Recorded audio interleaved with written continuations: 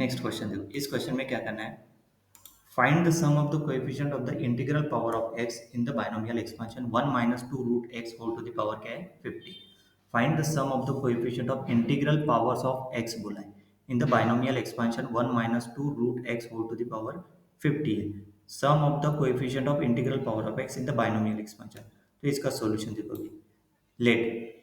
Let the given binomial expansion be p of x equal to 1 minus 2 root x whole to the power क्या है 50।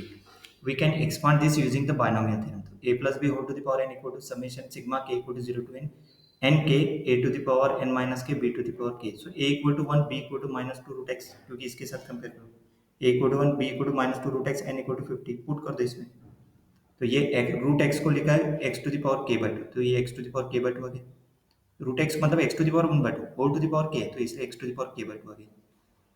सही है, मतलब ऐसे नेक्स्ट लाइन में देखो ये पी एक्स इक्वल टू 0, क्योंकि ये ए प्लस ये जनरल मतलब फॉर्मूला बाइनोमियल एक्सपेंशन, देखो 50 k minus 2 to the power k x to the power के बाय 2। सो अभी के निकालना है। So we are looking for the sum of the coefficient, है ना। इस एग्जांपल में क्या बोला है, sum of the coefficient of integral power of x in the x, sum of the coefficient निकालना है। सम ऑफ द कोएफिशिएंट मतलब एक्स इक्वल टू 1 पुट करना पड़ेगा। ओके, देखो अभी क्या पुट किया इसमें, यहाँ पे कैसे किया देखते हैं अभी, ठीक है। देखो we are looking for the sum of the coefficient of integral powers of X, तो एक्स टू द पावर के by 2 to be the integral power of X, मतलब K by 2 must be integer. यहाँ पे के by 2 इसलिए okay, के by 2 क्या रहना चाहिए integer. This implies that k must be an even number, k must be an even number. This is possible values of k 0 to 50 के बीच में इवन नंबर कौन से 0 to 4 up to 50। So k equal to 2j, j is a integer, k varying from 0 to 50, तो j varying from 0 to 25। So for this मतलब j 0 से लेकर 25 तक रहेगा। For this even values of k, the term in the expansion is देखो 50 2j minus 2 to the power 2j x to the power 2j by 2, मतलब 15 2j minus 2 का square वो हो गया 4, 4 to the power j x to the power j। The coefficient of x to the power j is integral power of x is 52j 4 to the power j।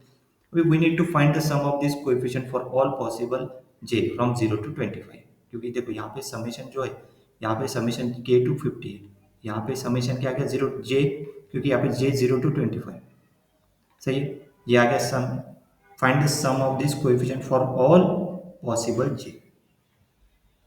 Sum of the coefficient मतलब this one, ये sum of the coefficient है। x equal to 1 put कर देंगे, इसमें x equal to 1 put करना पड़ेगा। x equal to 1 put कर दिया तो x के टर्म कैंसिल हो जाएगी, कोएफिशिएंट कितने बचे इतने।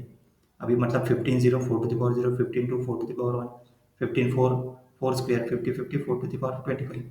सिंप्लीफाई करो पूरा, मतलब 50 दिस इज 50, ये कितना 15 0 कितना आएगा 1, और ये 15 50 1, मतलब ये देखो n0 n1z, मतलब देखो इसको कंपेयर कैसे किए थे नेक्स्ट करिए। अब ये 2 टू द पावर 0, ये 1 2, ओके शॉर्टकट टेक्निक देखो इसको कैसे किया है।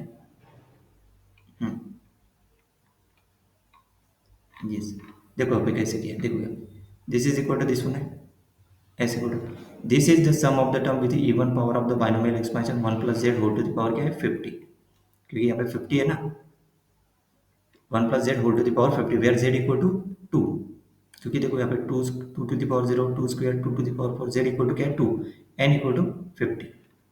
Clear, n equal to 50। तो consider binomial expansion 1 plus Z whole to the power N, तो n 1 plus Z whole to the power N क्या होता है n0 n1z plus nc2z square nc3, है ना, यहाँ पे nn z to the power N. तो 1 minus Z to the power N क्या था n0 n1z n2z स्क्वायर, देखो plus minus minus 1 to the power n n z to the power. देखो अपने को इसमें क्या चाहिए 0 2 4 50, मतलब इवन चाहिए ना, तो उसको डिनोट किया एस ए जेड से with the sum of the term of even power of Z n0 plus n2 n4। अभी एस ओ जेड मतलब sum of the term of आठ power Z n1z n2 plus, अभी क्या करो this is equal to S A Z plus S O Z, दोनों का sum हो गया नहीं even odd 1 plus Z to the power n। सही है, तो n इक्वल टू 50 है, minus 1 to the power n equal to 1, क्योंकि even therefore the last term of the expression is 1 minus z whole to the power n and z to the power n, मतलब ये क्या हो जाएगा 1, क्योंकि यहाँ पे n इक्वल टू 50 दिया, तो 1 minus Z to the power n equal to क्या हो जाएगा S E Z minus S O Z. सही है, यहाँ पे प्लस आता तो माइनस के बाद यहाँ पे माइनस आ जाएगा। सही है। अभी देखो, एडिंग दिस टू इक्वेशन, दोनों को ऐड कर देंगे तो ये और क्या हो जाएगा, कैंसिल, बचेगा सिर्फ इवन। मतलब even 1/2 1 plus Z to the power even N plus 1 minus Z to the power N. अभी एन इक्वल टू क्या है, 50, 50 पुट कर दो इसमें, और जेड इक्वल टू 2 है ना, एन इक्वल टू 50, तो ऐसे ही टू जेड इक्वल टू 2 पुट करो, वो हो जाएगा एस, क्योंकि अपने को जेड इक्वल टू यहाँ पे 2 है ना, देखो यहाँ पे कौन सा एक्सप्रेशन है ये, टू, टू है ना, Z equal to 2 N equal to 50, इसके हिसाब से लिया है ना वो 1 plus Z to the power 50, Z equal to 2 N equal to 50। अभी इसमें पुट कर दो Z equal to 2 N equal to 50, simplify करो, 3 टू द पावर 50 माइनस 1, मतलब माइनस 1 टू द पावर 51, मतलब फाइनल आंसर क्या आएगा, 1/2 3 to the power 50 plus 1। This is the final answer. Clear है कैसे निकाला। नेक्स्ट